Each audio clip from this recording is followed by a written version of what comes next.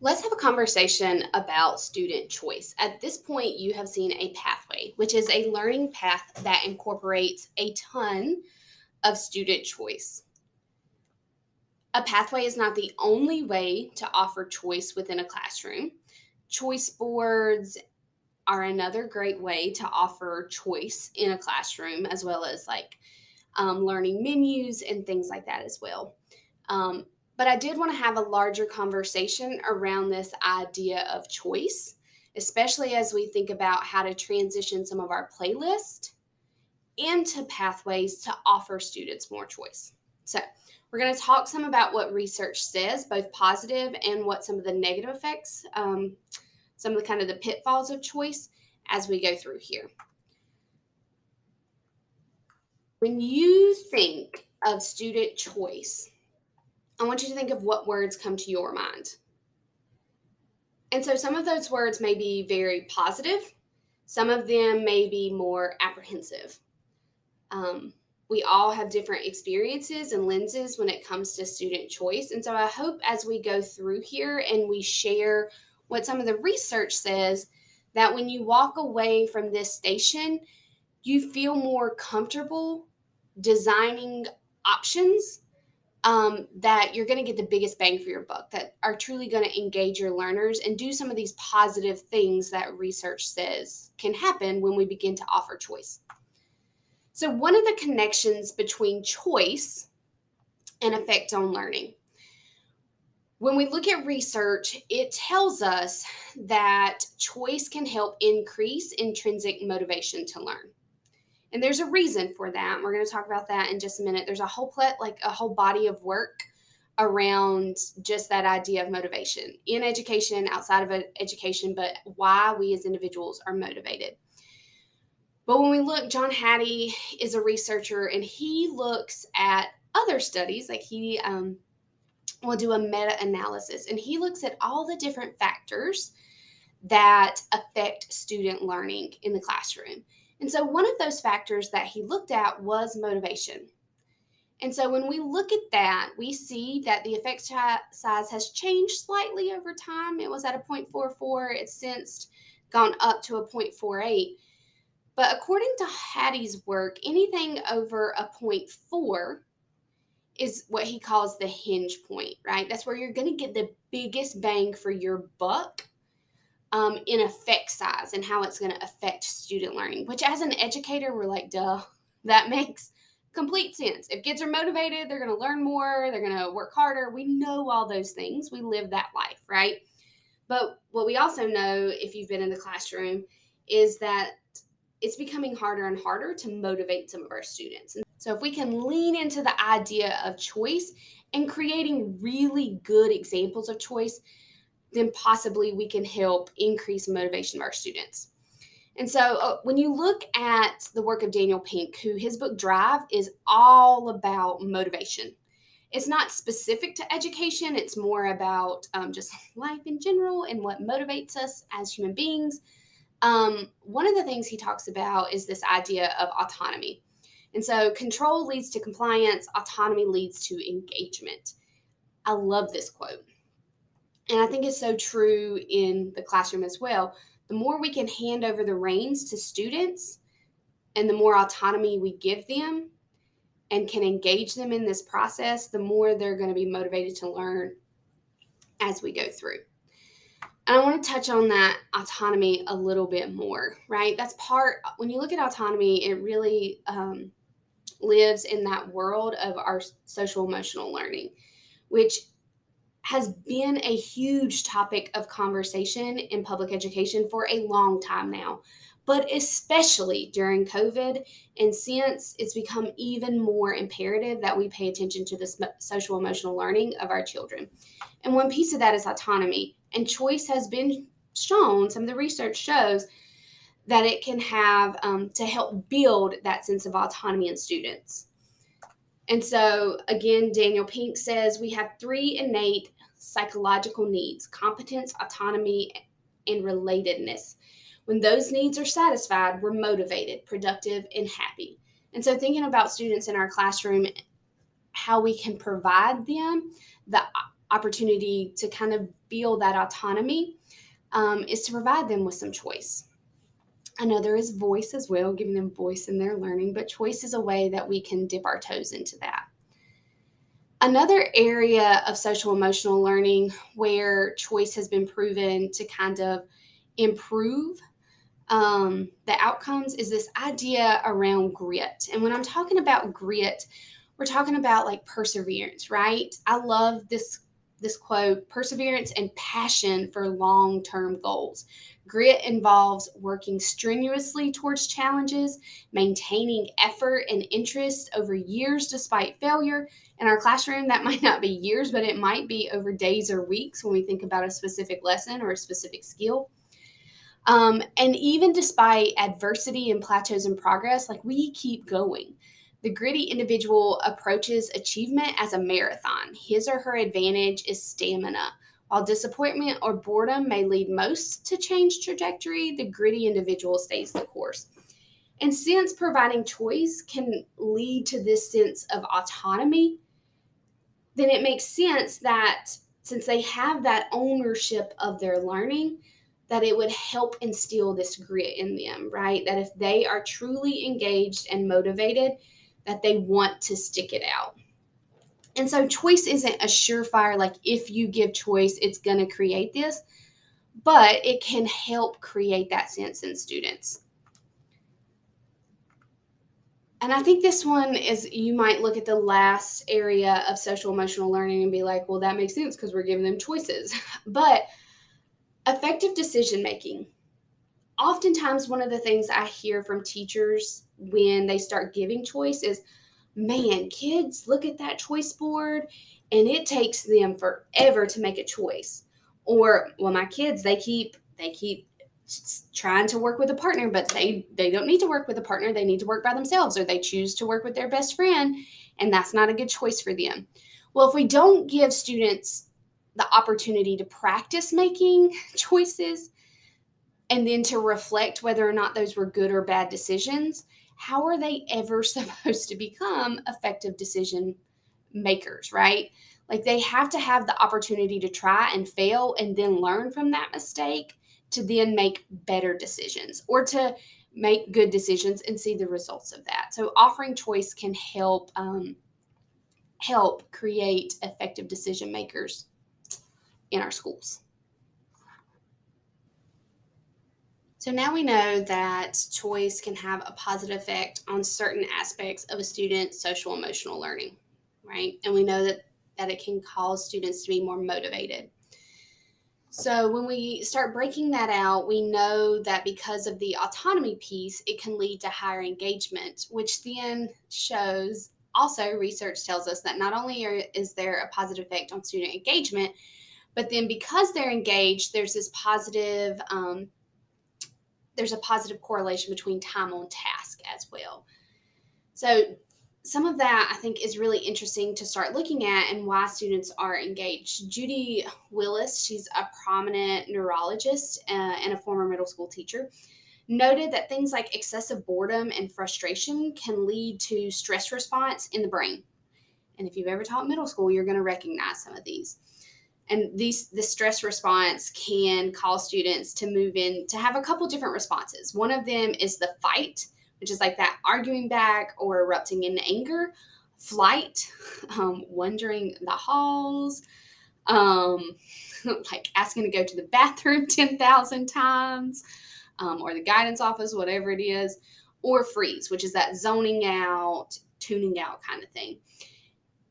And so because of that excessive boredom and frustration, as a teacher, I've seen all of those responses, right?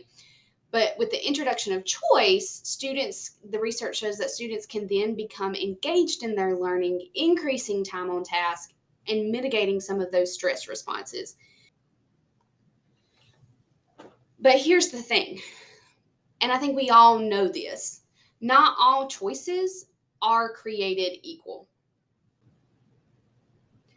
Let's look at this example of student choice. So just as some background, this is 7th grade science. If you are wondering what standards It comes from 7L1, understanding the processes, structures, functions of living organisms that enable them to thrive, reproduce, and carry out basic life functions. Whew, there's a lot there. For this one particular standard, there are 4 different clarifying objectives. The first one deals 7L1.1 deals with your protist, single-celled organisms. 7L1.2 is about plant animal cells, their major organelles. 7L1.3 deals with like the hierarchical, the structure and organization of multicellular organisms. So cells make up tissues, tissues make up organs, organs make up organ systems. And then 7L1.4 is all about the major body systems within the human body and kind of how they work together to sustain life, to sustain human life. So this is where this is coming from. And so if I look at this choice, I want you to take a minute. I want you to pause your screen. And I'll even zoom in a little for you. I want you to take a look at those options. And what are some wonderings that you may have?